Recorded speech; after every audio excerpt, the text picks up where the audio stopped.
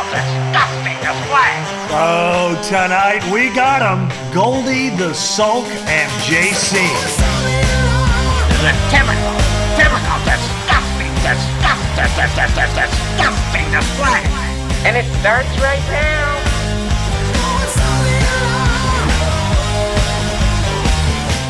Oh, therapy day. Therapy day. We're very excited. We got Phil Stark coming on today. He's a very accomplished comedy writer, wrote for South Park, among other things. And he pivoted to becoming a therapist. So and smart. we are going to talk with him today. We're very excited about that. We love having these different kind of guests on here. So that'll be fun. And Goldie, something else we were talking about during the week is you and I are both hooked. I'm fully caught up now. We're both hooked on this season of the Golden Bachelorette. And you had some interesting thoughts about the process. So keep in mind, I've never watched the regular Bachelor or Bachelorette. And the reason is who cares if anyone under 40 finds love? They'll be fine. Right. Like you go, oh, I need to meet someone, get married. No, you don't. Yep. You're fine. Just be single, date. It doesn't matter. And it's like, I'm 29. You're a zygote. You're nothing. You're cells. Funny word. First joke of the day. First joke of the day. So, but these people are older, so there are stakes. So I like it. And Yes. but this season, the Golden Bachelorette, Joan, it's not quite as exciting to me, and I think it's because I think Gary was a little more divisive, and there were people like me who saw right through him. Yes, accurately. you What he did. was. You really there was did. America who bought into him and thought he was charming, whatever. And then there was me, Yes. who saw through the The whole only person. thing Yeah. like a gifted psychic Yes. and wound up being correct. Pay the man. Yeah. Yeah. But- his house by the lake. Come down Yeah. to Lake Police by So the lake. now they have Joan, and so these guys, they go on these dates with her, and then they come back, and they're like, "Oh my God, Joan's so funny," and it's like Joan is not at all funny. I know. That's There's not what I remember. nothing funny about Joan. She's just kind of like asks, generic questions and then kind of gives generic answers. It's sad what happened with her husband, but like Joan's fine. Right. Yeah. Yeah. She's fine. Yeah. But, these guys are all worked up in a lather over Joan. But the thing I find very touching about the show is that, these are men whose, on the whole, their spouses have died. Some have left Yes. and some for whatever reason. But that they develop these male friendships that I find very touching. It's and beautiful. that's why I like the show. It's That's so beautiful. cute. The men Okay. are so great on And this they show. are more into each other in some cases than they are into Joan. 100%. They're And the it is stars. better television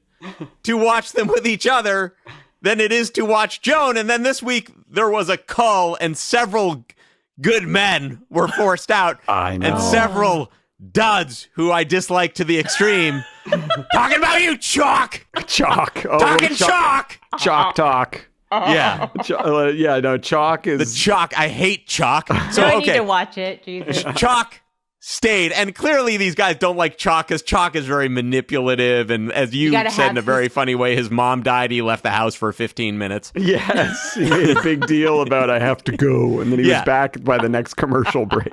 So as these good men were forced to leave, and also there is a little racial element of clearly she's savvy enough to know I have to keep certain ethnicities around for a certain amount of time, but the first second I can get out of it, I'm gone. 100% noticed Clearly that. her mentality. Because I will just leave Jonathan that is there. a winner. Jonathan should have stayed. Yes. I gotta Yes. see these guys. So I have two proposals Okay. to fix the show. Okay.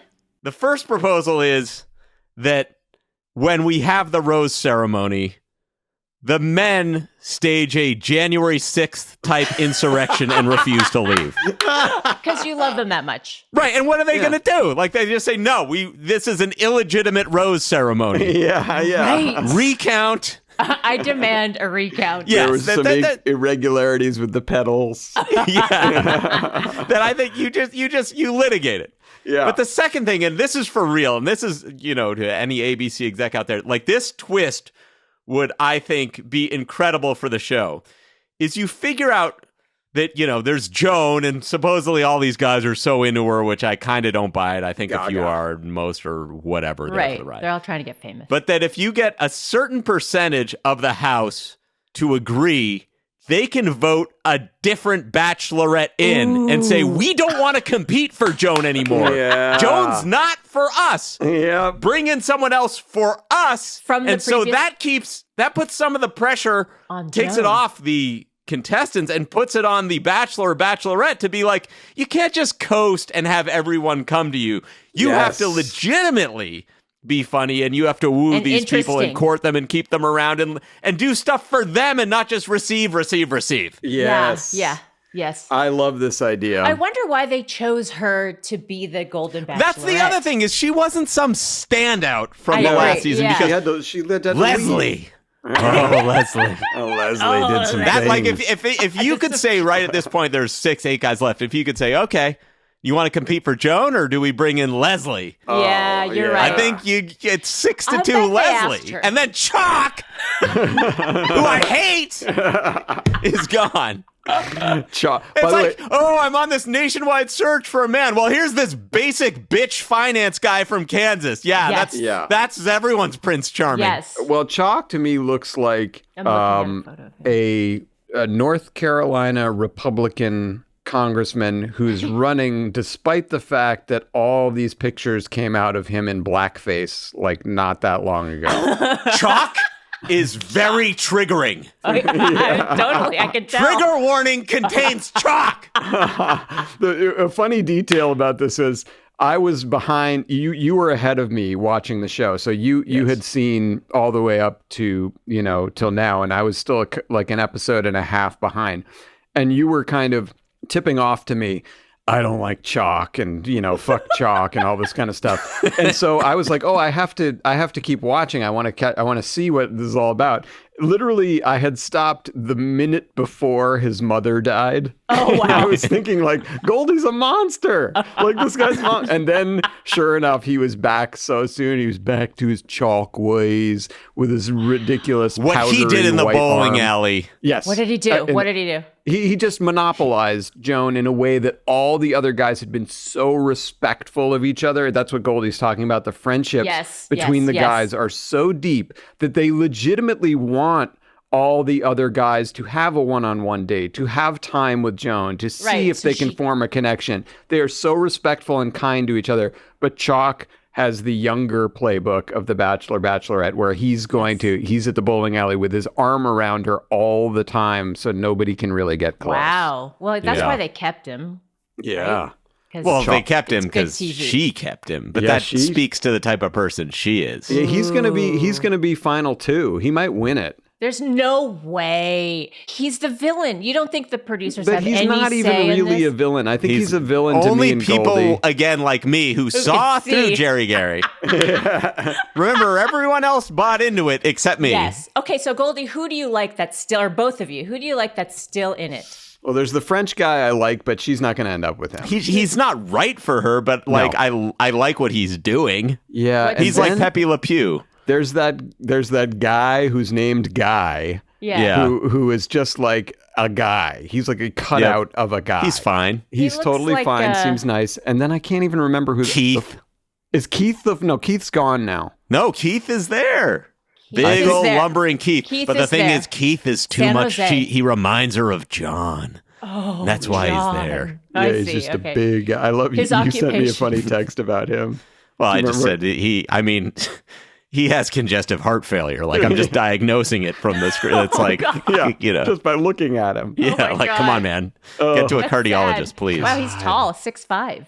He's a big guy. He's a big guy. There's no one left who I'm really rooting for, but I do like them all. There's an Asian guy? Both the mansion men are gone. Interesting. What a tragedy. So these two guys, one of whom was a former Navy destroyer captain and was clearly having a mental breakdown because he wasn't in control of everything. Yes. So he wanted the entire house to sing this stupid song he wrote called Mansion Men to Joan. And the song went something like, we are the Mansion Men, the mighty, mighty Mansion Men, here to win the valiant heart of Joan. Yes. We live together now, and every week a few go off. All we want is to get a nice rose. It was like an infant wrote it. It was so that was really bad good. and stupid. And to their credit, like almost every guy was like, no. Yeah, no. And Guy, literally the guy who's named Guy, agreed to do it. And it was he's still there. Maybe the most embarrassing thing I've ever seen on television. You texted a funny thing about that was that was the biggest failure I've seen executed to completion ever,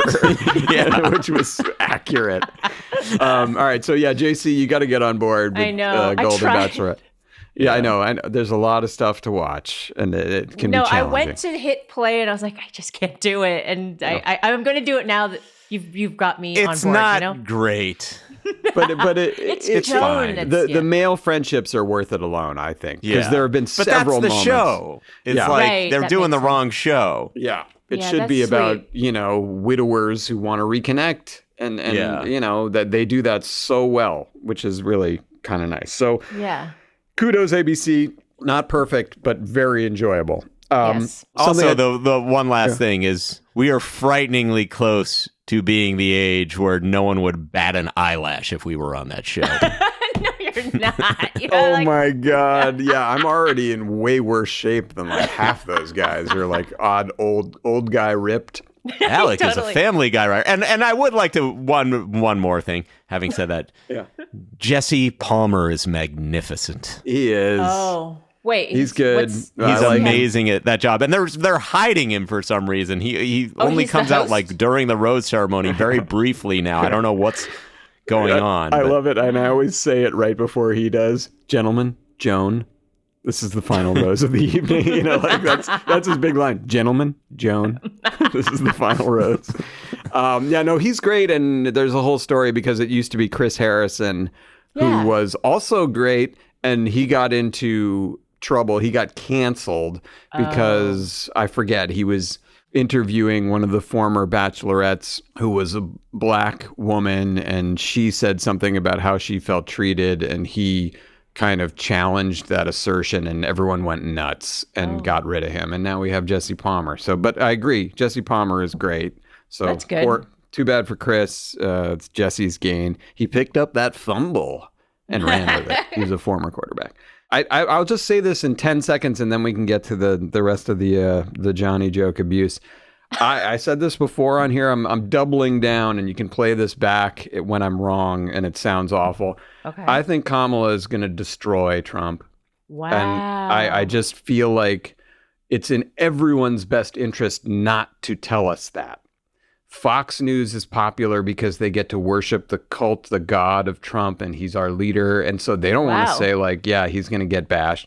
CNN only gets clicks by baiting us with, oh my God, did you hear what Trump said? And he's a threat. And oh my God, look out, and this and that. Yeah. And it's so good for their business. Why would they ever pull back the curtain and say, what, it's actually tracking like she's kind of going to win easily. And I hope you're right. I understand that I could potentially be jinxing it, and it would suck if I'm wrong, but I believe I'm right. I'm just getting it out there again. All right. You're doing a Goldie type prediction. Yeah, I guess. Well, I voted this morning.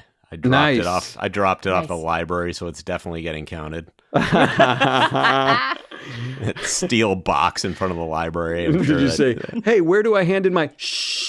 Where do I hand in my votes?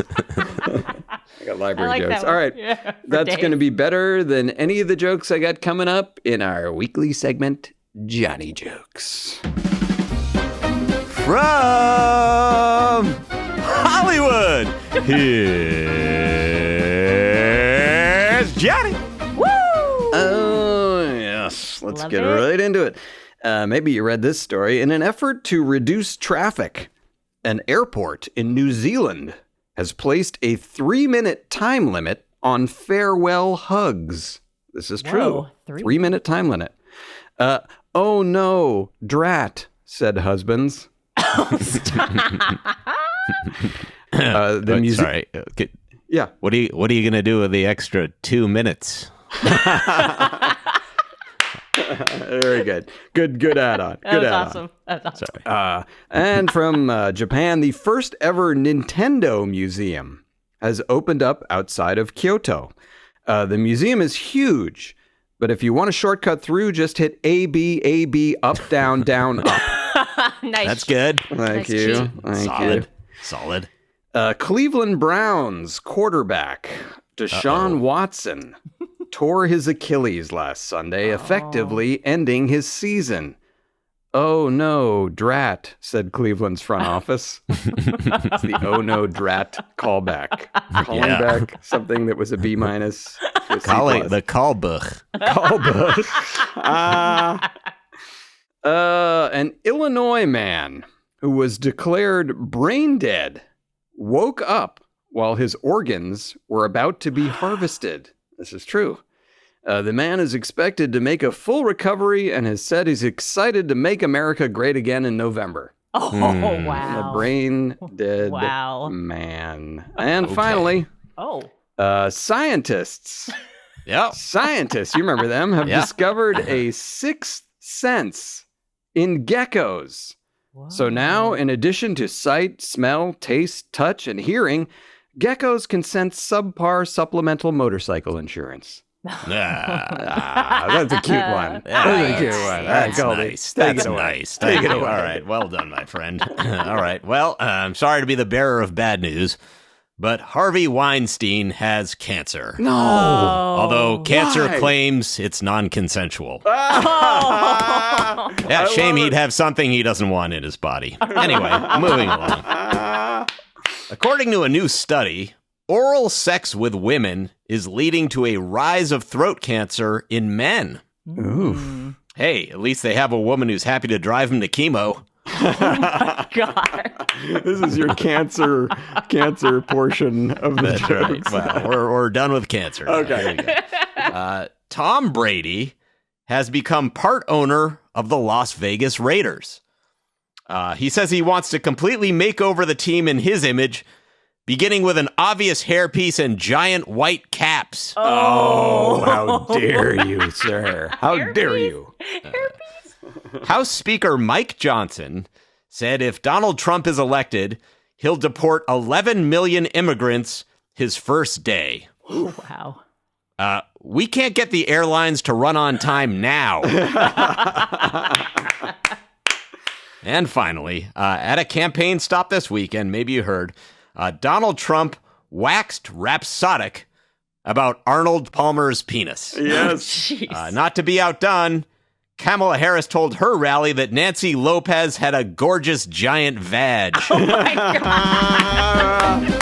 Nancy Lopez. What a pull. I love it. I was trying to work something about Arnold mixing the iced tea and lemonade, but I didn't. Yeah, someone I read on Twitter said one of his balls had iced tea and one had lemonade. Oh, that's good. Yeah. That's good. They nailed it. All right. Oh, funny That's stuff. funny. And now, boy, I'm excited for this interview. Yes. Okay. Oh, Franz, this is the day we've been very excited about for a while, So maybe true. secretly terrified about, but it's here nonetheless. It has come for us. Yes. Phil Stark is inevitable. He is here today. Phil Stark has been a successful comedy writer in this business. He has written for South Park, that 70s show. He wrote Dude, Where's My Car?, which was a particular favorite of mine when that came out. So congrats.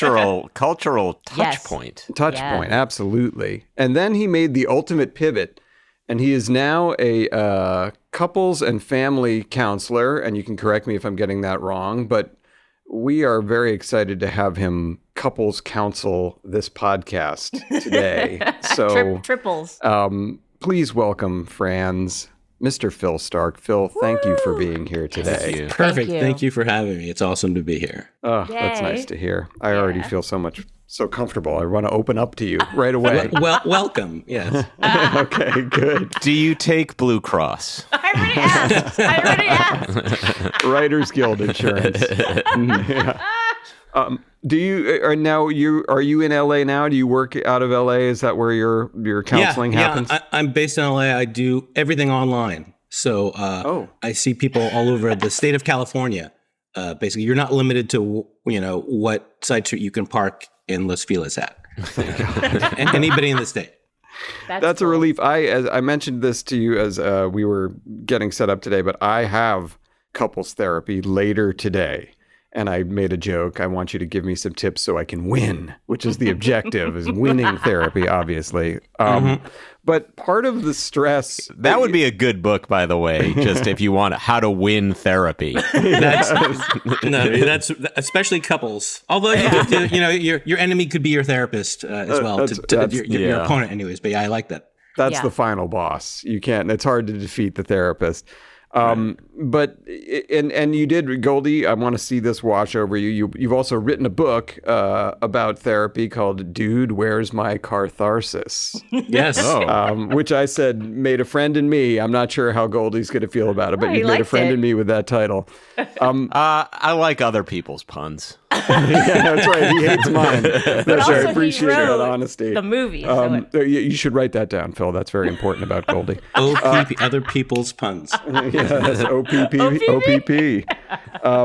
But so I do have this couples therapy today.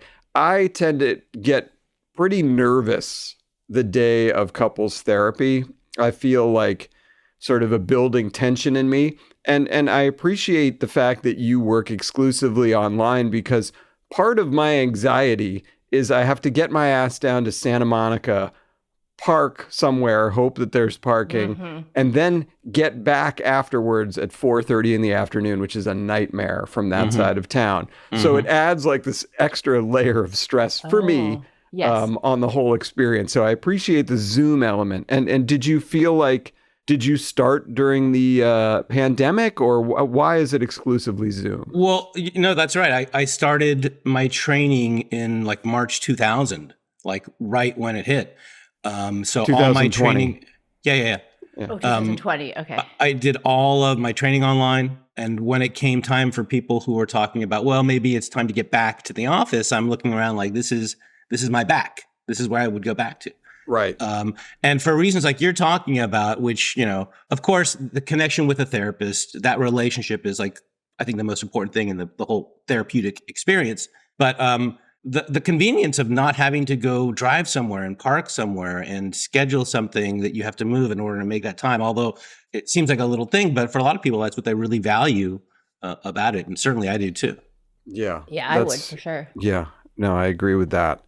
Now, tell us about, so is it right that you tend to work with writers, or do you have kind of anyone, come one, come all, or does it just happen to be a lot of writers? It happens to be a lot of writers. I mean, when you start as a therapist, if you go into private practice, you're your own business.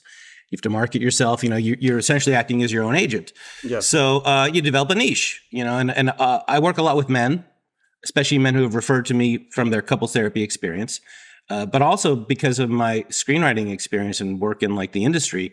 I work with a lot of creatives. I work with a lot of screenwriters, comedians specifically. And especially with the entertainment industry apocalypse that seems to be happening all around us. People in that field especially are more sensitive to mental health right now. So it's sort of a natural for me to lean into that.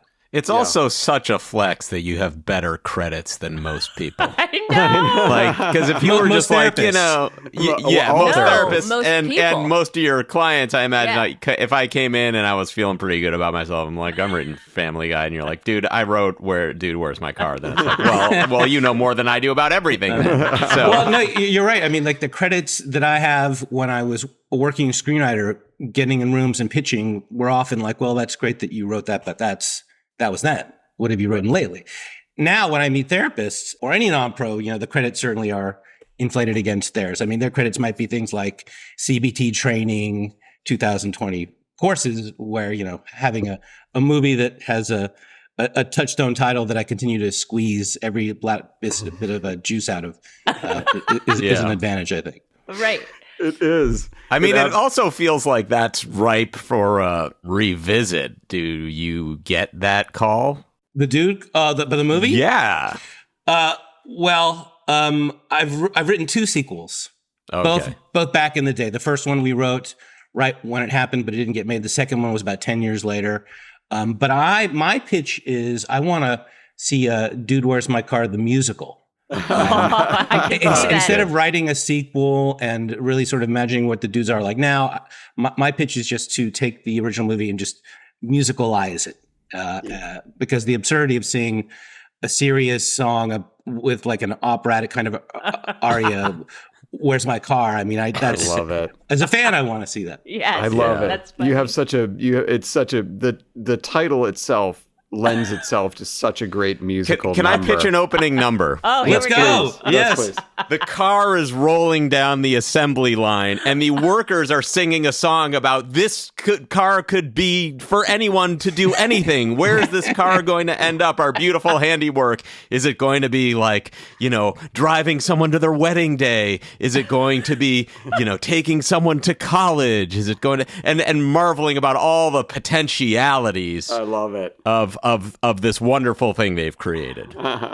That's a good starting point. I don't know if potentialities is a word, but it's a good starting point. Look, I'm pitching. I love it. I love the pitch. I'm trying to get the ball rolling on a hit sequel, so this clearly happy therapist can dive back into the morass of shit that is our lives. Yeah, and of course a number about, a little prelude number somewhere in Act 1 about a lot of people asking, where are my keys? Where are the keys? Can't find the keys. That seems like a... Yes, the dude, where's my blank kind of everybody gets involved. Yes. Right. Number. I hate that. No, I just acting like we're in couples counseling. Cut the keys He's number. always doing that. I have a pitch, and he feels he then needs to add on to it and not just let my pitch sit there and get some laughs. It's called a team, Goldie. You should try being part of one. So you're starting to see some of the fissures in our podcast. Fissures, yes. Yeah, that's a good word and used properly, by the way. This pivot, it's so fascinating to me. Did you feel when you were working and in writers' rooms, we talked a little bit about, how hearing some of these podcasts makes you feel like, oh, I'm back in a writer's room. Did you clock in writers' rooms, oh, this guy needs some help? This guy's a little off. Oh, I think I could fix. Like, were the seeds planted of like, yes, I can write in these rooms, but I also want to help these people who are struggling? Well, I would say that yes, I noticed that many people were deranged, but no, I did not want to help them. Was it about your own neuroses at that? Because that's something I could see, like, I don't think I could do your job, but I do feel like I could relate to anyone who came in with problems and say, like, I hear you. Especially when you work in comedy. I mean, anybody who makes a living from making people laugh, I think understands like that's all based on some kind of trauma. And I'm sorry to say that reaching out to make people laugh is a silent cry for help from deep inside. Maybe just spitballing. I love this. Go. So being in the room, you can tell who needs attention, who's feeling bad about themselves, who is a bottomless pit of positivity that will never actually be fulfilled. There are all those archetypes. Wow. And so being and seeing that in yourself too. I mean, absolutely. But now being a therapist, being on the other side of it, it's actually so much easier to just focus on somebody else and, not think about how it relates to me or how it compares to me. That's one of the big things I think you learn about being a therapist is that it's never about you. It's always about the person you're talking to. Did this actual change in you wanting to do this come from being fed up with writing, saying like, I hate this, I want to do something else, feeling you'd accomplished everything you wanted to and wanted a new challenge, an intense interest in mental health, or some combination or something else? The combination, and because my writing career was amazing. Especially, I started off on fire. Everything was very easy. There was a lot of success, a lot of money, a lot of great jobs. Yeah. So that 8-season run I had on that 70s show, if I was able to just replicate that a couple more times, I would have been happy. But not only did that job not really exist anymore after that time, there were so many fewer studio multicams, more reality shows. So those jobs are fewer and far between. The idea of writing pilots, or the experience of writing pilots that I would eventually show run and pitch and try to make, I got sick of doing that and nothing ever got made. And then the money gets less and less. So like, I think in my mind, I would have liked to continue if I could have had the same job for another 20 years. But the reality is that job didn't exist anymore. I wasn't going to find it. I wasn't enjoying what I was doing. I'm so sick of writing pilots and specs or features and meeting on things and pitching on things. And I felt like sort of like a coal miner in Pittsburgh, thinking that I'll just mine coal for the rest of my life. But the reality is that people didn't really want that or pay much for it. So that's when I started seriously thinking about doing something else, which ended up being a long process to realizing that this is what I would be doing. Were there other things that you attempted before? I did a lot of lateral moves, the kind of things that I actually work with clients who are like transitioning out of the industry right now. Like I reached out to some friends who worked in advertising. And I pitched some advertising concepts and I wrote some scripts for that. And I sort of got into this branded content kind of area because, you know, when you have credits from, you know, produce shows, you know, you're more likely to get into the room with people who are in advertising or just sort of getting into YouTube content or online content. So there's a lot of interesting like side steps along the way. But eventually it took me, I think, moving to a really different, much different field. But that yet ironically still has a lot of the same, I work with a lot of the same people and a lot of the same sort of concepts as back when I was writing. Wow. I have one experience. This is my entirety of experience with advertising. Is it a guy came to my college who was a professional, like at Ogilvy and Mather or some New York agency, and the idea was you meet this person, you can ask some questions, and so I heard his pitch, and then I said, do you find yourself in a situation where you're developing campaigns for things you don't like or believe in? And when that happens, how do you approach it? And he just he took off his glasses and he said, Jesus Christ, there's one in every fucking crowd. Wow. And then Jesus. Then he took the next question. What? So that was my only experience with ad people. I didn't pursue it any I think further. that's a good question, too. I feel like the advertising pivot is something I've thought about as well. I mean, I should say that was something that before getting into writing, I felt like if I don't make it as a television writer, that was something that Weren't you in sports marketing when I met you? You had some job. I was, well, because that was my uncle's company. So Right. I was just like working there for a summer or whatever it was. But yes, and I did find that work sort of gratifying and like easier than comedy writing. It just feels like the bar is lower. But Phil, I'm interested. Where did you grow up? I'm from Texas. I grew up in Houston. I went to the University of Texas at Austin. Wow. After that, I lived in Boulder for a year just to see what the other college town would look like. And then I moved out here. And like, I remember when I moved out here, I had a Sony Discman with the cassette plug-in, and I was listening to Beck's Odelay, which had just come out. Just to really technologically date myself. So this is like, awesome. what, 97? Yes. Okay. We're just drowning in Onkyo products. Hadn't thought about that for a while. Love it. And so growing up in Texas, I think I can probably guess the answer to this question, but was therapy a part of your life growing up? Yeah. You know, I guessed wrong. No, no therapy.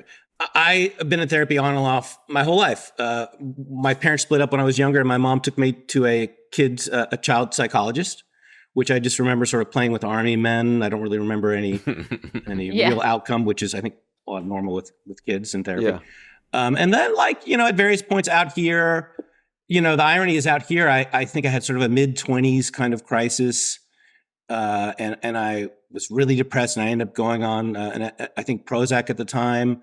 And I was seeing a therapist, which is ironic because I'm on this fucking show that just got a 2-season pickup. You know, I can afford basically anything I want. You know, I've sort of gotten really lucky with this job and a career that it's so hard to break into. But it just goes to show you that no matter what's happening externally in your life, internally, you can still be depressed. Yes. Can I ask, like, what were the issues, or what do you think? I think, well, a lot of the clients I work with are going through just a phase of life issues, where you're transitioning from one phase of life to another. Mm-hmm. And no matter what your specifics of your situation, your relationship, your work, that phase can be difficult. And so for me, I think it was sort of becoming, I was like 27, sort of becoming an adult. Do I want to start a family? Do I want to get married? Is this the right girl for me? Career-wise, I didn't think I had that much to worry about, but I'm sure there was always something to complain about, no matter what. Yeah. But for me, those were the issues at the time. And so when I work with clients of similar issues, I try to let them know that, hey, it doesn't matter externally if you're able to get that job or the relationship changes or these things, while they do affect your mental health and your well-being, internally, we can sometimes have a filter that sees no matter what is out there in view of the way that we sort of want to see them, even though that can be sometimes not the best way we wouldn't choose to see them that way, maybe. Yeah. Do you find that, and again, I feel like I know the answer to this question, but I was wrong about the last one. Do you find that with your clients, is there sort of a commonality of problems, or are people all over the map? Or is it kind of a little bit of both? Well, for instance, right now with a lot of the things that are happening in the entertainment industry and the lack of jobs and the lack of money and future for some people, everybody has their own story about how it's affecting them. They might be a writer who's trying to pitch a show, or an AD who can't get work, or a producer whose projects are getting pulled. But in general, how people think about those things, how they embrace or manage their own anxiety or fear or depression is the universal part that everybody, I think, can work on. And that's, a big part of therapy. Right. Yeah. Not to be self-serving here, but I really do kind of want to get into this. So I'm in several forms of therapy. I'm in individual therapy. I love my therapist. He has a group therapy that meets. Are you too close with him too, buddy? Please continue. That's the thing. It's the thing. Like every time I've seen him out of the office, which has only been like maybe 2 or 3 times in a few years, it's so awkward. Like it's clear. Oh, you mean like at a farmer's market or just at the grocery store? Somewhere. Yeah, anywhere. Wherever even if it's one strip clubs, 1 foot out. So strip clubs, exactly. Even if it's one foot outside of the office, it feels completely different. And I feel him looking at me like, don't think I'm your friend. But that's a lot of what I deal with. So, I'm putting that all on him. But I'm also in couples therapy with, obviously my wife. And I am running into this issue now, which I find sort of stressful for me, where I feel like I'm doing all these different kinds of therapy, and I'm slowly getting some tools to work my way through my feelings and be able to express them better, to be able to feel them a little more strongly. And I feel like my wife comes to the couples therapy almost with an arms crossed attitude, kind of waiting for me to get better. Like, yes, you're here and we're here because of you. And you're in these other therapies because of you. And I'm already done with therapy. Like I've completed my therapy course and I need to learn no more. So I'm in this situation where I feel that my wife would really benefit from being also in individual therapy, because I feel like in couples therapy, as useful as it can be, there's still a level of holding back. Like you don't want to really go there sometimes in front of your spouse for fear of pissing them off or you have to go home being too together. kind of mean about something. And I feel like in individual therapy, you have a lot more freedom to kind of open up about how you're really feeling, what's really going on. And my wife is very tough. Like she's strong. She's a strong woman. She's strong-headed. She's strong-willed. And I think now just the very suggestion that she would benefit from individual therapy feels like it's coming from me. She doesn't really love that. And so I'm wondering if you have any suggestions of like, is there a nicer way to handle that feeling that I have? Is there a way to help grease the wheels to get her in her own therapy? Well, first of all, anybody want to make a joke before I get into it? Yeah, Goldie does. Goldie had a face that No, whole I time. wanted to. This is what I've learned in 170 some podcasts: is there's a time to listen. I would say that the way that you have just described how you feel about this is the perfect thing to say in couples therapy, in my opinion. Oftentimes, a client will come in here and say, here's how I feel about this thing, but I'm having a hard time saying it. And it's sort of easy for me to be like, you just said it so great. So I think that would be a great thing for you to, I'm pitching here, but to bring up couples therapy. I'm a little frustrated because I'm doing a lot of work on myself and I feel like I'm improving, but sometimes I feel like my partner maybe is just sort of sitting there waiting for me to catch up, and it's frustrating. I mean, I think that's perfect.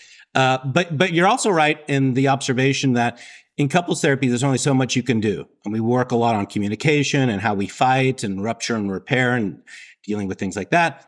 But ultimately, we will come to a place where it'll say, this seems like an issue that you, A, or client B, really need to work on your own. And that's why I often get referred to men who are in couples therapy, who are working with their partner, and then get to a point where they realize, oh shit, it's me. This is something I need to work on. And that's when they get handed off to me. So it's a lot of therapy, but couples and individual both happening at the same time can be a great place to, I'll have a client come in and we'll workshop what they're feeling and what they want to say, and then they'll take that to couples and it'll happen there and then they'll bring it back. So it's a lot of therapy, but it can be really helpful. Yeah. Often in couples therapy, which I am in as well, it's hard to hear, but it comes back down to some deep childhood thing, some feeling of inadequacy. And I think that's sort of where the comedy comes from too, is you just go, if I can impress you, you'll love me, right? And if I can do it in a controlled way that's safe for me, that I've tested and that I know works, then I'm getting this outcome I want. And it allows you to become a little bit of a sociopath because you evaluate the situation, you go in, you do your pre-planned thing that looks spontaneous, and then you reap what you think are the rewards. But when you do find that these things go back to childhood so much, and then, as I'm 51, it's like even remembering what that childhood was like is harder. It gets blurry. Day. It certainly gets blurry. So what can you do? well, the classic Freudian thing is tell me about your mom. Right. Which is, it's a trope, but it's true. Everybody who has a mom can relate. And we often explore how our clients' parents modeled relationships for them because we learn everything from our parents or our caregivers. Oh boy. I'm in trouble there. So, I mean, it makes a lot of sense. Sometimes I'll be talking to a couple and, I'll talk to one of them and say, hey, what was it like how did your parents express affection growing up? How did your parents handle fights? How did your parents show you how to be angry? I'm 0 for 3 there. Right? But it comes very clear that we are only acting in relationships in the way that we have been programmed to. So whether we're arguing about whether our partner doesn't clean up the dishes in a timely manner is really window dressing on the whole, how did I learn how to handle arguments by seeing my parents, how they handled it. So it really does go back to how we're acting in the way we've been programmed. And the trick is not to change the input we're getting, but how we actually react to the things, what our programming is. Yeah. Oh God, that reminds me of. It's horrible. It's horrible news, guys. I know. That's. Can you actually look at your spouse and their family, and would it help you understand why your spouse is reacting in certain ways? If you can see the pattern, oh, your dad does that, I get it. Okay, well, that's why it's important to do some of that in couples therapy. And I also work with, based on my experience of working with screenwriting teams, I work with non-romantic couples, work couples, like writing teams, business partners, co-founders. And those people are, they don't have the built-in intimacy of sleeping with their partner, but the intimacy of understanding, oh, that's why you have such a hard time spending money, because your mom was an alcoholic and you had to take over writing the checkbook. And so now I understand why we're arguing about pitching this show to a network or a streamer. Yeah, I mean, every writing team must secretly want to break up, right? Like that's. I wonder. It just seems to happen a lot. It just feels like that would. Right, but it's such an interesting relationship. Those writing teams. I mean, non-romantic writing teams. It's such a interesting dynamic that often it's unappreciated or less appreciated. That just simply talking about the same kind of thing you might talk about in romantic couples therapy can be huge. It's really interesting because I like collaborating for one project, but the idea of being tethered to the same person over the course of years, to me, is pretty difficult. Mm-hmm. Yeah. Yeah, it sure was. I just want to make sure we're talking about work, not romance. I'm talking. Actually, the last year, I feel like I've turned the tide in a good way on the marriage stuff, but it's been slow. And I'll, for our listeners, whoever, like, the progress doesn't look like always. Now everything's great, but it's for example, last night I had it's interesting. So this is a larger thing, whatever, but who cares? So yesterday I'd been working on the script for 3 or 4 months, and I'm at this point in my career where it's like I have a good job. So do I need to be doing this outside stuff? Maybe not. Who knows? But like I hadn't really written something that wasn't assigned to me in about 5 years, and as I was writing this, I finished the act 1, and I just kind of realized this is funny, but it's not good. It's just funny. Like there's nothing there compelling there. There's nothing. And I was watching Modern Family with my kids at the time and having this meltdown over like, this show is so good and I care.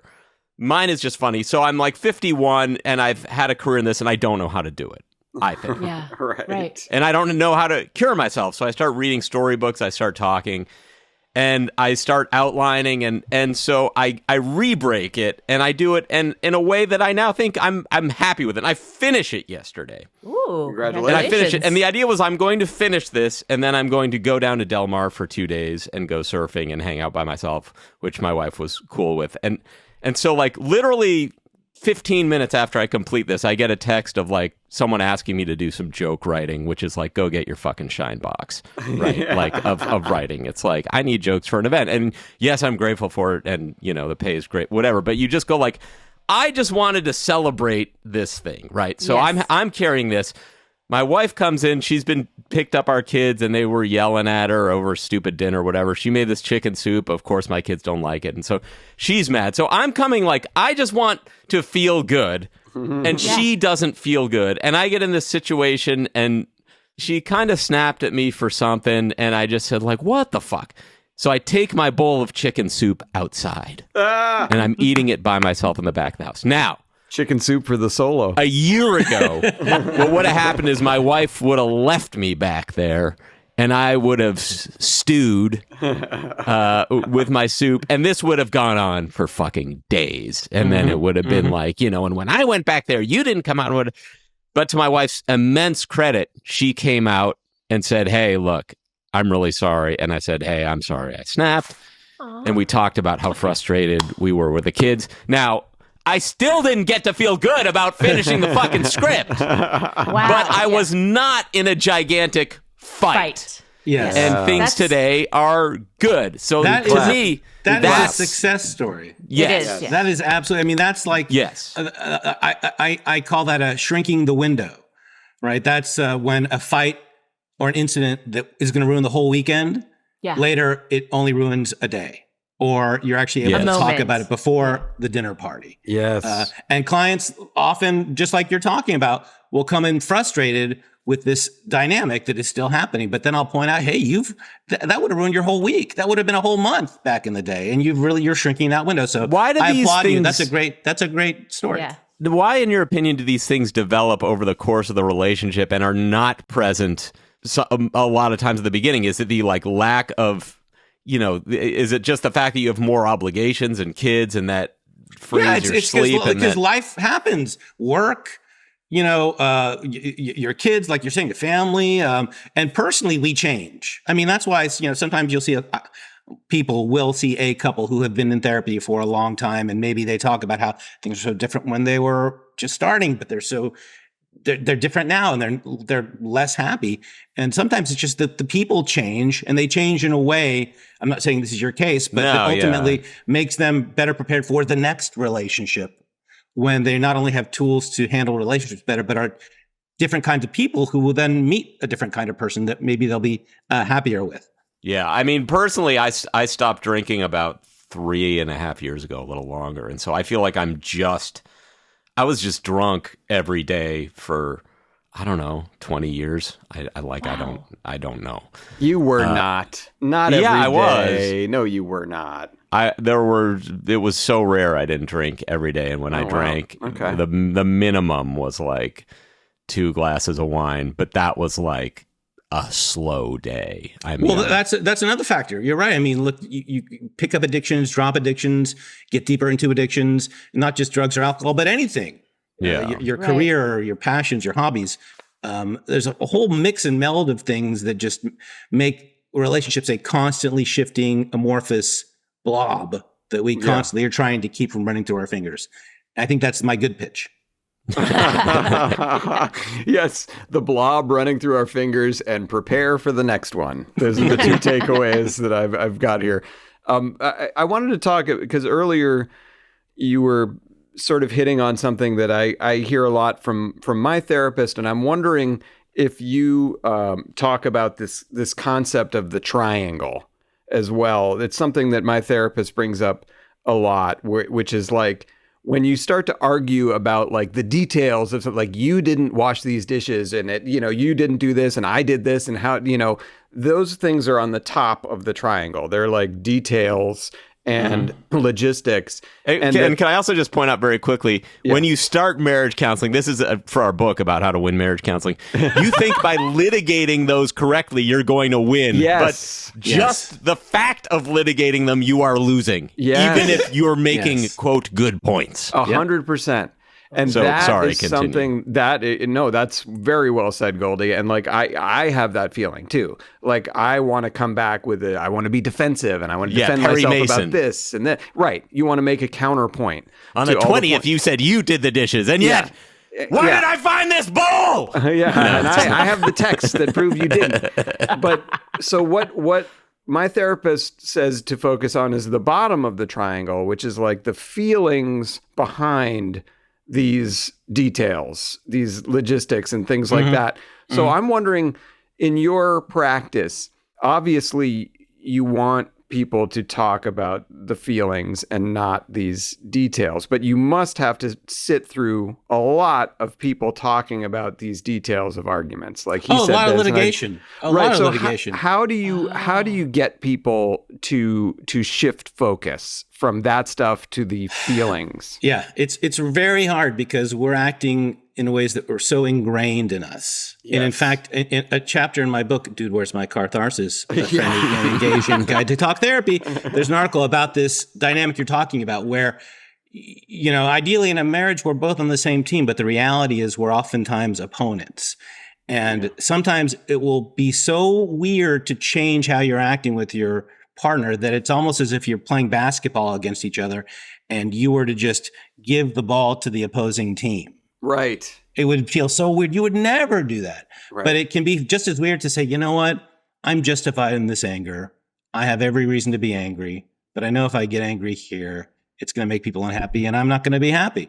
So can I actually choose to not be angry? Can I let something that is clearly the crux of the argument that if I point out will crush my opponent's case and I will win, can I not do that? I mean, that's sort of like the area we want to get into exploring. That's such a tough area to explore. That's really difficult. I mean, when you say to your partner, we got to leave early so we get there before traffic, and then they run late, and then we're in traffic. Yeah.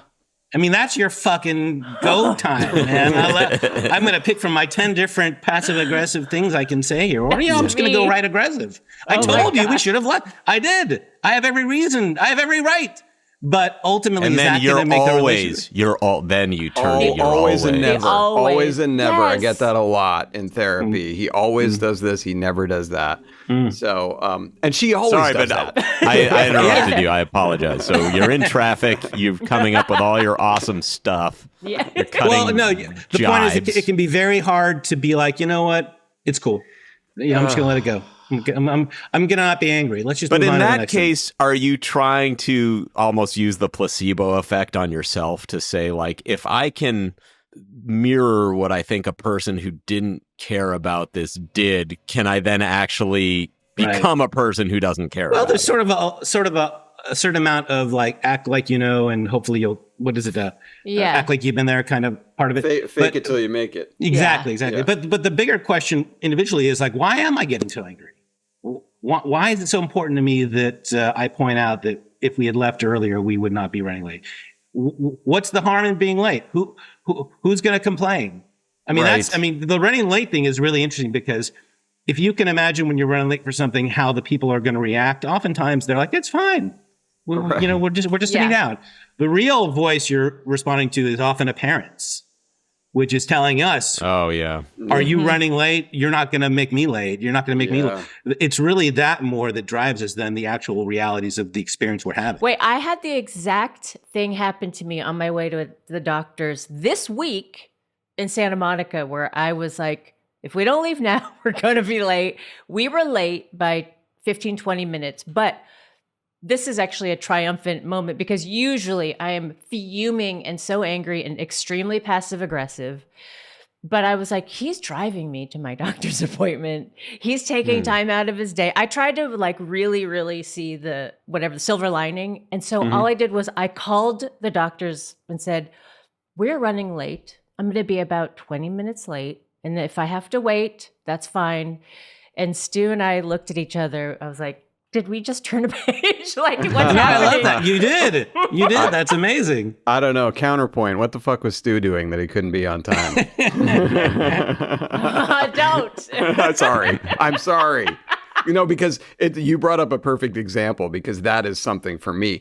Like, and I know I hear both of my parents. Both of my parents were chronically early for things, very nervous about traffic and parking. And I feel That's me. have that now. Me too. Strongly. Yeah. So that idea, and 1 year, literally my New Year's resolution, and it didn't work, but my New Year's resolution, and I don't usually do resolutions, was this year I am not going to worry about parking. And I felt like that would take away like 7% of my yearly anxiety if I could just not worry about parking. But sure enough, come February, I'm worried about parking. February, right? Yeah. Just in time for your birthday. I wonder if this might not be yours, but I think when I hear what you say about your parents, so much of it for me is that I can't recall my dad ever not getting his way even once. Yeah. And I guess I always thought it was because everyone respected him so much. And they did. But part of it you start to think is, well, they must have feared him. And then it was, well, why? Yeah. And that's gendered. It's gendered. I mean, I also feared him. Like, it was understood, like, don't irritate this guy. And so then when I perceive the lack of the same behavior toward me, I flip the fuck out because I'm a baby and it's my turn. Yeah. Because I paid into the system and I want my pension of accolades and deference. And that when I don't get it, and which respect. I was never pursuing that, though. Like, I never consciously entered into a relationship going, clearly, yeah. And then I'm, of course, going to get everything I want, and no one's ever going to get angry with me, and I'm just going to get angry with them. Right. It'll be a great one-way street, And so when that doesn't happen, I think part of me then freaks out internally and is like, the world's gone mad. Right. That's not Dads the system, don't get respect. And you just go like, no, you just kind of at the beginning, the thing wasn't calibrated correctly. No one ever fixed it. And now you're the one who has to like go down to the furnace room and see what the hell's going on. Right. Oh, it's also interesting. It's interesting how that, you talk about your dad getting his way and being respected, and Goldie's dad, just for context, was a World War II hero, and so respect, I think, just kind of came. People respected him very naturally, deservedly and naturally. Yes. His nickname was Judge. Right. Yeah. Everyone called him Judge. Judge. But because he was viewed as like the person you would come to for opinions and what. So I had quite an opposite experience growing up, and it saddens me to think of all the time I wasted with my dad, because my parents also separated early, like yours, Phil, and my dad, contrary in terms of Goldie, you talk about your dad always getting his way. I feel like my dad really never got his way. And my parents divorced and I stayed with my mom. And this was when I was 5. And basically every day or at least weekly, I was force-fed what I like to call the newspaper from my mother's side of the family, which was filled with stories about how my dad was, wasn't good, wasn't there, left, and it was a constant thing that I bought into because this was the only, this was my main media source, were these dinners with my grandparents on my mother's side and my mom herself, who was very kind of a little bit sneaky in the way that she would go about that. And it really worked. And it put a wedge between me and my dad that lasted for quite a long time. And my dad is like a lovely, sweet person, and I love him very much. And I feel terrible that I missed all that time. But that drags into my life now, where I'm kind of the opposite of Goldie. Like, I don't expect to get my way, but when I don't, I'm still that baby who's upset. So, obviously you're seeing issues here with me and Goldie that have differences, but also have similarities in the way they kind of manifest in our lives.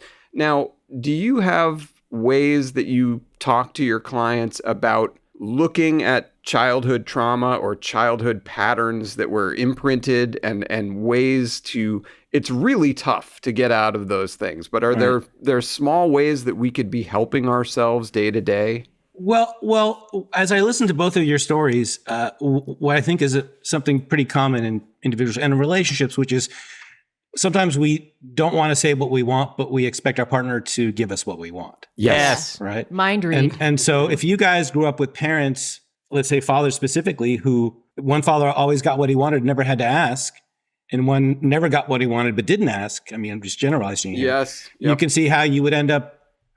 If I was working with a client, like, I would say something like, well, I can see how somebody with your relationship with your dad and that kind of programming might act like X, Y, and Z way nowadays. And it can be really hard for people to learn to say something as simple as, hey, I don't want to go to dinner there. Right.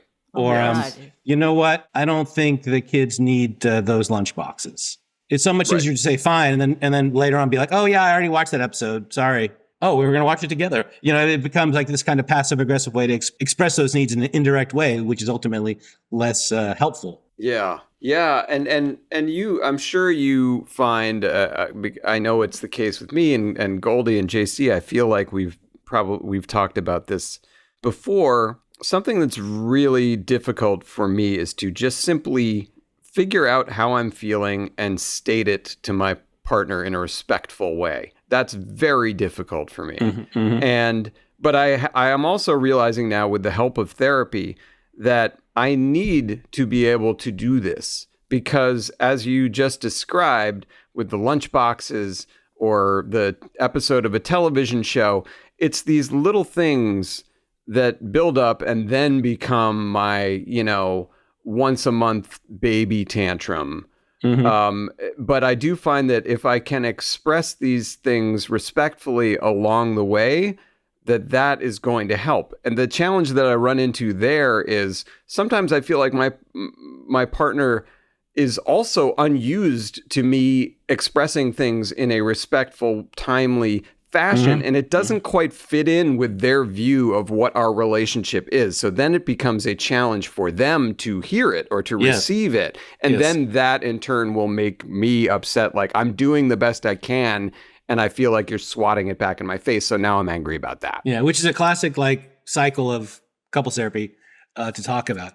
It can be really hard just to say what we want, but the flip side of the passive aggressiveness, the snarkiness, the kind of hinting at it, that just gives our partners an excuse to be like, you're being a dick. Yep. What the fuck? And then we're off and running with a fight. When you can say something like, I I feel like when you're running late, it's a little disrespectful because I've said really clearly how I want to be on time, and then I end up in a bad mood. Right. Then if your partner is like, "Well, fuck you," I mean, that's you said it really clearly. You haven't given them any ammunition to be like, "You're being a dick. You're being immature." I'm actually being really kind and mature. So now when I put it out there, now it's really going to be on you and how you react to that. Yeah, I know. But then when they don't react to it the way that I hope that they would, that turns into another challenge, you know? Yep, or session of couples therapy. That's a wonderful thing to start off with. I'm frustrated because I explained how I was feeling in a way that made me feel very vulnerable, and I was a little unsafe. I was a little scared, but the feedback I got was sort of like it didn't help, and I didn't feel like I was being heard. I mean, that's like this is the kind of dialogue we'll write with an individual client to then take to couples therapy and be like, okay, here's what I got. So you allow your clients, because one of my little issues with my therapist, who I do love and I think is great, is he won't allow me to. First, I asked if I could record our sessions. No. Then I asked if I could take notes, and he didn't want me to do that because he felt like I would be, kind of leaving him, which I get. Like I would be less engaged if I'm stopped. But I have such a. Like what you just said was so great, and I would love to take it to couples therapy today. But by the time I get there, it's like the telephone game where I will fuck that up so royally. I'll send it to you. No, absolutely. Well, listen, we recorded this though. Yeah, I'll send it to you. Play the podcast. I'll do it for you. As far as from the therapist end, it's almost like when you're a writer and you're breaking a story in the room, and you're trying to figure out what the scene is really about, and then as a writer, you pitch. Well, listen, they want this and they want this. And you come up with a line of dialogue that says that very clearly. I mean, and somebody says, "Oh, do we get that?" Write that down. Yeah. It's because it's something that really hits the theme of what it's really, this scene and story is really about, and then we can figure out the jokes or whatever. Right. So moments like that, Alec, I mean, I feel like are like I sometimes I'll say to a client, "Are you writing this down?" Because it is like what they really mean. Yeah. Right? So I think it's worth kind of getting those. Okay. Getting those. Almost if you were pitching a show and you want to get 2 or 3 lines really dead on about what this is about, you work on that and you write it, then you memorize it.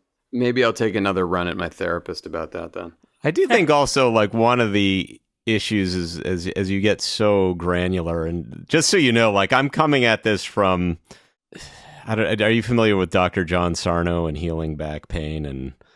That whole school. It's basically he's a guy who says that basically most of these physical pains we have are in the end the result of repressed rage, and that he would treat people with like insane back problems, sciatica, all this stuff, and he would basically therapize them, and then they would no longer be in pain. And so there's a series of books, and there are people who subscribe to this, and I personally went to this place called the Pain Psychology Center in Beverly Hills for 2 years. I had debilitating back pain, and it's gone now. I do whatever I want. Like I go surfing, all this stuff. So, but one of the things... Not today, though. I am going later. One of the things is that, like, one of his key points, he says, you have to internalize that not only is there nothing wrong with your body, but you are not even open to the possibility that you might feel good. Oh. And so you have to condition yourself. And he's like, once an hour, and he gives you 12 things to say, whatever. So I've found like one of the things when I get caught up is, in couples counseling, I think sometimes you're just going like, well, I want to stop fighting. I want to stop, and if we could just not be this, but I'm trying to say to myself sometimes, it's like, you could have an amazing marriage, right? Like not just coexist, but an amazing one. But if you don't ever articulate that or say that, you won't. Like it won't just friggin' happen. But so it's almost like you have to lead with the conception that something amazing and mind-blowing could happen. Mm-hmm. That doesn't mean it will, but that it is possible. Right. And I'll tell you, like with my back pain, like if I could not get up out of bed and go to the bathroom without lying down. I mean, it was insane. So the fact that like I don't live in that pain that's reformulated what I thought the high end of what I think is possible with all this. Well, no, it's interesting because like when you say, oh, happy marriages and relationships are available to all of us if we just are open to it. Many of us are really comfortable with shame or anger or conflict. Yes. Because of how we saw relationships modeled for us. Now, that's not to say that we crave them or we want them or we seek them out, but we often find ourselves in those same relationships because we're comfortable with it. It feels right. This kind of low level conflict or stress or unsafety is something that we sort of are used to, and somehow we find ourselves in it in a very unconscious way. So it can be very hard to break out of that, even though it's something we all want the storybook relationship. Somehow it's easier to not get up off the couch and actually do the work. Yeah, and that's such an interesting point, because one of the things that has been brought up in therapy is that we subconsciously are looking to sort of replicate relationships from our youth, or the dynamic in our home from our youth, and so that puts us in a tough spot for a relationship as an adult. So I guess my question is, you probably see a lot of clients in couples therapy where there's some version of that going on, and is it possible to therapize or battle, or however you want to put it, your way out of that? Right. No, I think relationships can get better. I mean, the way you talk about reacting to your model, like for instance, my dad was a super rageaholic, really angry, a big yeller. Love him to death. Now we have a great relationship. But when I was growing up, I was like, well, I'm never going to be like that.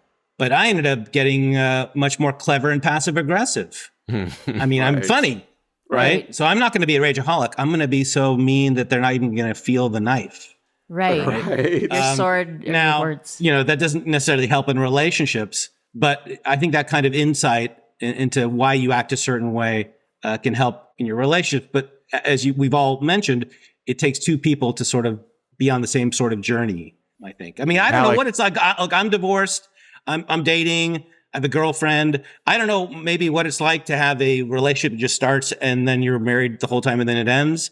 My life has been various relationships at points in my life where I grew and changed from them, and they seem to be getting happier and happier as I get older. Knock on wood. That's nice. Alec, let me ask you, in your therapy, has it come up ever that you literally watch the same shows and movies over and over again? Yes, it has. Okay. Because that's quite telling. It has. Yeah. Tell me, what does that tell you? Well, what are the shows? Well, I mean, it's things like, X-Files, Law and Order, NYPD Blue. No, I love this. This is great. Era. So endlessly, though.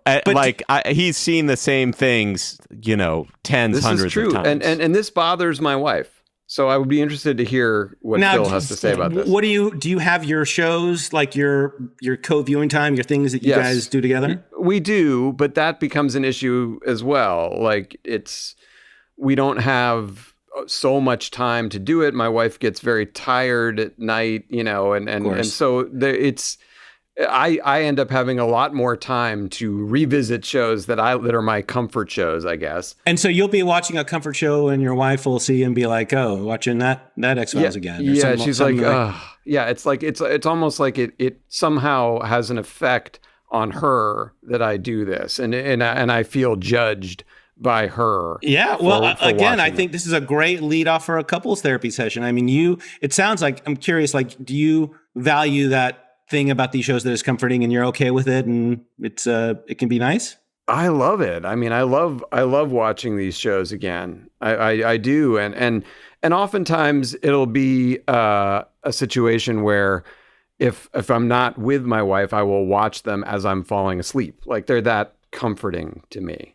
You're the guy who, like, after the nuclear war, has all the DVDs of Friends who he just watches over and over. Yeah, I would do something like that. Great satisfaction. Okay, probably not Friends. But well, that would be a situation where, I mean, again, we're playing therapy here because it's not official. But if you're happy with something in your life and it's not really an issue for you, but it is an issue for your partner, I think my instinct would be explore why it's triggering for that partner, not so much what you can do to change. Yes, and that's another big theme. So point for you. Yeah, go. Thank you. Yes, I'm on the board. An early lead in therapy.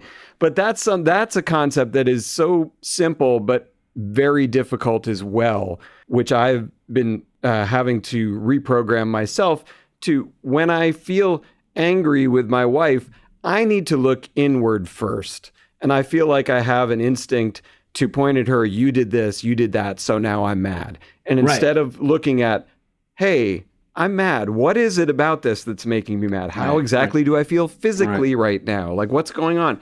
Is that something that you find in your clients is tough, that they want to point outward and they should be looking inward? Absolutely. In fact, this relates to the whole antagonistic nature of it. I mean, if we could listen to our partner and hear what they're asking us and make the changes about ourselves that are not too drastic, that would make them feel better, then if we both do that, we're both getting what we want out of the relationship. But yet we often hold back and say, well, they didn't do this, so I'm not doing this. Right. And it can be very difficult to, what you're talking about, like, I'm not going to watch X-Files on Thursday nights. I mean, it's a non-starter. I don't know how that would work. But for instance, if an issue with a couple was like, he goes to bed really late and I miss it because I like to snuggle and I go to bed early. Well, you know that the shows I like to watch are on this time. Okay, well, whatever. It would mean a lot for that partner if the person came in at 7:00 to get in bed and was like, you know what, I'm not going to watch the show's time. I'm going to cuddle with you. Yeah. I mean, that's a small thing, but it shows that you're listening to the partner. And that gets what I call a positive snowball going, where you make an outreach, you do something, you make a choice to put your partner's needs over your own, then that's reciprocated. And then we're rolling, and then we're having a fun relationship. It's interesting, though. You mentioned the rolling and all that. I think sometimes for me, and I'm speaking for my wife when I shouldn't, but I think she has a similar issue. I think we also have a really tough time with the actual positive result of the thing we're looking for. So it's like, I say, I want this. I want more love and affection and kindness. And then when it comes, I don't know what to do with it. And it's difficult for me to deal with. So it's almost like I'm created this incredibly small target where I need my wife to be a mind reader to hit, this with a very slender arrow right in the middle. So what is that about? Like, what the things that I say that I want, sometimes when I get them, I have trouble receiving them. Well, yeah. I mean, imagine just growing up and like having a parent and you said something like, hey, I want to have something different for lunch today. And your parent would be like, well, what are you talking about? You don't know from lunch. This is what we're having. Right. All right. I mean, it can be just as hard or harder now to say something to your partner like, you know what? I don't want to go to this thing. I'd rather do this. What are you talking about? The logistics aside, I mean, it's hard to sometimes state our needs in that way. And I think what your question was, what happens when I get that? That's interesting. That's something that, like, I don't have an answer for, but my instinct as a therapist, like, that is really interesting. I want to go through that. What was the situation where that happened? Well, and how did you react when they said that? But also, it's broken a pattern that you have thought you've wanted, but the pattern was actually broken. And now you and your mind, your ego, you're like having a hard time processing, well, this isn't what we're used to. Right. So I don't want this. If I don't want change. Right. Yeah. If I can't still be mad at her about this, then I don't know what to do. Yes. Almost. Yeah. That's interesting. Yeah. All right. Well, okay. So I've stumped the therapist, so I'm not fucked up. When any conversation goes longer than an hour, do you just start flipping out? Because your sense of an hour must be incredible at this point. I have a hard, the sessions are 15 minutes and I have a little bit of a hard out. I make exceptions for a podcast, but no, in general, I just wanted to say, Alec, that like, it sounds like all the things you're talking about, while they seem maybe a little mysterious or hard to handle, I feel like just the way you're talking about them shows that, like, you're using the therapy right. And sometimes what you go to say somebody about what you wish you could say in therapy is often verbatim exactly what you should say. Yeah. Oh God. Yeah. Well, that's a very good closing thought. We never even talked about the podcast. We wanted to talk to him about our podcast. We got hung up in the more serious issues. We're all great. We're fine. JC, you're fine. Shut up. Okay. That's how we work on our podcast. Totally. Well, seriously, Phil, we've been very excited for this interview, and it did not disappoint. You are excellent, lovely to talk to, and I would recommend it. Any of our writers or anyone who's out there listening and struggling, if you live in California and you're so inclined to look up Phil Stark, if he has any openings, I know sometimes. Yeah, I don't know, and whether he handles thruples or not, I don't know. I know that's the first question. He has openings. He doesn't work specifically with thruples, but he works with couples. And you mentioned podcasts. It's interesting. I've worked with writing teams, business founders, and troops. like improv troops. Like there's a family dynamic too that is valuable with the Brady Bunch kind of screens. Goldie, do you support the troops, the improv troops? Just cut to me, the therapist, hanging from a noose in the middle of the troop. It's my nightmare. Phil Stark, thank you so much for joining us today. We really appreciate it. Thanks for having me. Will you You're come so back? generous with your time. Thank you. Yeah, I know. We need you back like once a year if you'd agree to it. I love it. This is like, I miss being in the room. I miss the cutting, the joking. So it's a pleasure. You should have a second therapist. Like I'll come in and I'll get a degree, and then I'll just chime in with like jokes. Yeah. It's called keeping it loose therapy. Keeping it loose with Goldie and Phil. All right. Thank you very much, Phil, for being here. I appreciate it. Oh, Phil Stark. That was the best. We got to do that more often. Talking with him. I feel like I won. Yeah, you did really well. You kind of did. We should have made him at the end say the order we finished. That's what therapy is all about, and I thank Phil for reminding us of that. Hey, you're on the leaderboard. Points on the board. I love it. Any other therapist that wants to come on, please contact us. I know. God, I'm getting Nicole Sachs. I'm gonna do it. Please. I tried to reach out. Do it. That sounds awesome. All right. Yeah. Well, Phil, thank you for being here. That was great. And now let's get to a portion of the show we like to call Top 5. Top 5.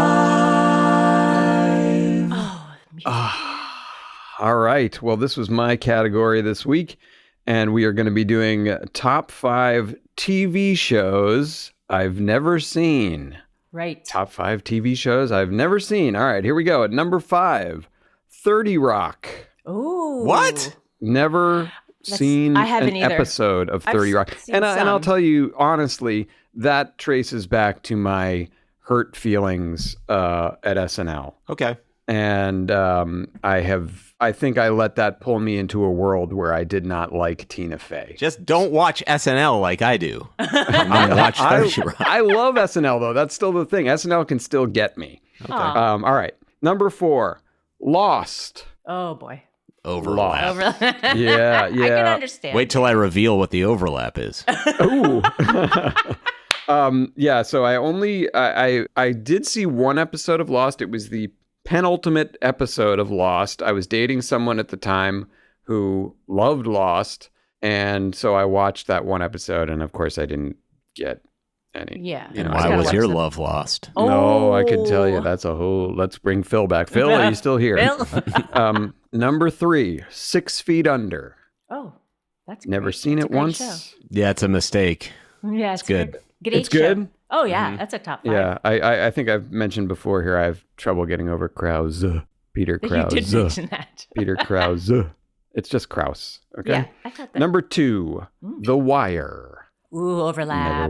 The problem is the first 2 episodes are very boring and kind of suck. Yes. And then it's amazing.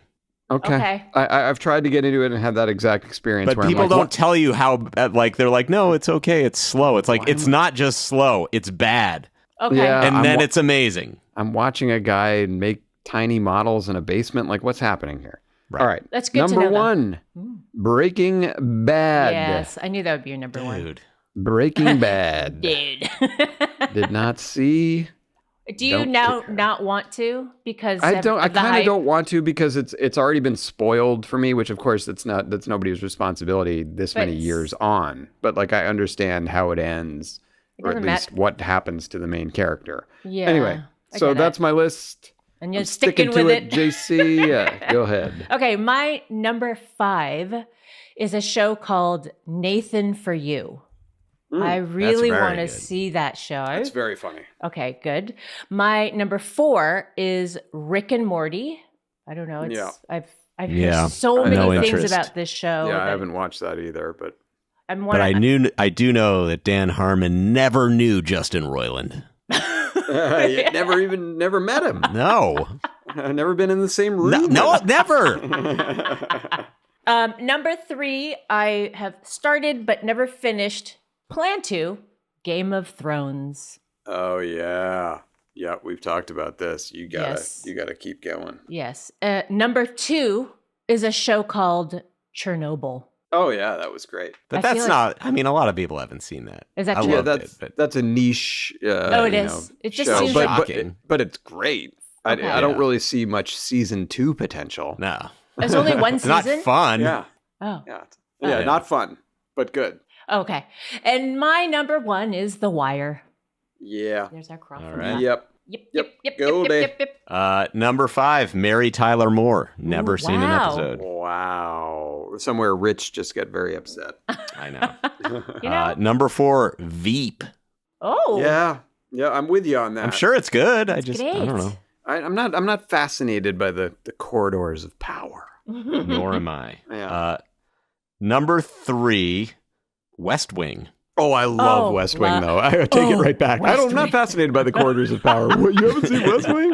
No, West Wing is great. It's like a Democrat masturbation ceremony for years. It's really it makes you feel warm and fuzzy inside. I've seen it twice. I watched it all the way through twice. Me too. And I did The it. only 3 politician times, I care about is Steve Garvey. Number 2, Lost. We talked Yes, about yes. that. There we go. And number 1, Law and Order. Not a single. Wow. I feel so attacked. I think you switched that to 1 after the therapy thing today. Maybe.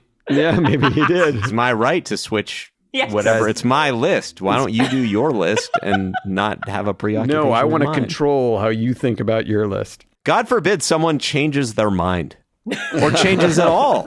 I know. I can't. I won't stand for it. Sorry, it's not the same old, same old. It's not a repeatable thing in a predictable fashion for you. I guess, but I thrive on chaos. You hate Jerry Orbach, is what I'm taking away from this. You're dancing on his grave. Oh, wow. I kind of don't know who he is, to be quite honest with you. Really? Like I'm aware of obviously that he was a famous person and kind of know what he looks like, but beyond that, I don't know anything about him. Well, one day we'll sit down for 216 hours. He's the dad in Dirty Dancing. Yeah, he's the dad in Dirty Dancing. Maybe you haven't seen that either. I have not. That's amazing. It's kind of cool, actually. We need a Dirty Dancing Star Wars double bill with Goldie filming for both It's of better us. to never see Star Wars, I think. It's more interesting. I think you would make a lot of very funny jokes watching Dirty Dancing, but I also think you would like it. I mean, I love Dancing. Swayze. Me too. Yeah. Yes. Do Yep. it for Swayze. Do it for Swayze, man. Do it for Swayze. So All right. next week, Yeah, Goldie, what do we got next week? the top 5 things, if they vanished forever, you wouldn't care. Okay. Ooh, Vanished. interesting. Top 5 things if they wouldn't vanished forever. Care. Interesting. Yeah. Oof, I love it. that's great. Like, I'll give you one. Wheat Okay. bread. As opposed to white bread. Wouldn't even notice. Wow. All right, that's a good example. Yeah. Good. Okay, so we're on that level with it. I funny. appreciate that. Moss. I love moss. We don't have overlap. All right. You love I wouldn't mouth. care. It's moss this, moss that. I'm here to take the top off. All right. Do we have someone next week? We do not. We have next week off. Hooray! Hooray for Hollywood. Hollywood. Should we watch Dirty Dancing and talk about it? Goldie doesn't want to do that. He doesn't want to do that. That's Okay, a chore. Footloose. I would love that. Maybe a 30-second episode. Yeah. Should we watch a commercial and talk about it? Yeah, that'd be good. Ford Taurus 87. All right, Phil Stark, thanks again. He was great. Thank you two for being awesome. Thank you all for listening. And we will talk to you again next week. Nope. This is a typical, disgusting display. That was fun. And it stops right now.